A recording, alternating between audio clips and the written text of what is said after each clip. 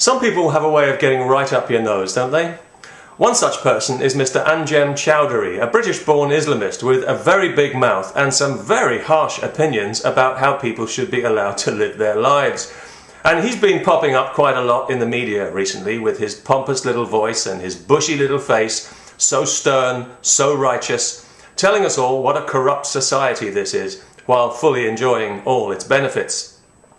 His latest pronouncement is that gay people should be stoned to death. Yes, he's a real charmer.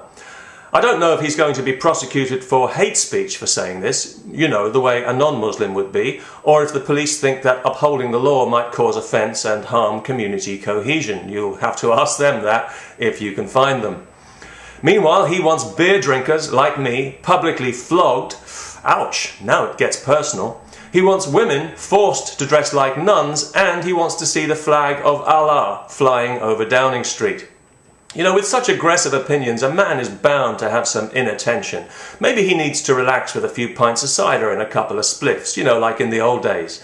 Because we found out recently that before he became an Islamist dickhead, this man was quite the party animal. Alcohol, cannabis, casual sex, pornography, you name it, and he sucked it in and blew it out in bubbles by all accounts. They say, don't they, there's nothing quite as bad as the enthusiastic convert. Although I have to say it's a shame he's not quite devout enough in his new beliefs to have himself retrospectively stoned to death for that behaviour and do us all a huge favour. It's fair to say that this man is not well liked in Britain.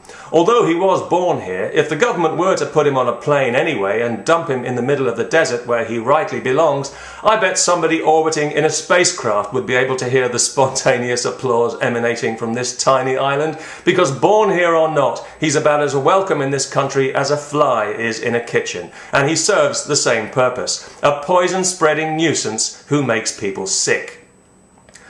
Now, I know a lot of Muslims are embarrassed by this guy. They cringe when they see his name in the media because they know that their faith is about to be portrayed yet again as a religion of fruitcakes and sadists. But they don't have to worry about that because everybody knows he's an extremist nutcase. Every time he opens his mouth, he proves that calling him pig ignorant is actually an insult to pigs. He's a walking parody, a laughingstock, a ludicrous cartoon character who speaks for nobody but himself and his own pathetic little coterie of insane medieval pinheads. And ironically, this is what makes him a unifying influence, which of course is the last thing that he wants to be, because whatever we believe or don't believe, we can all laugh at this idiot together in a wonderful example of actual community cohesion. You see, there's a first time for everything.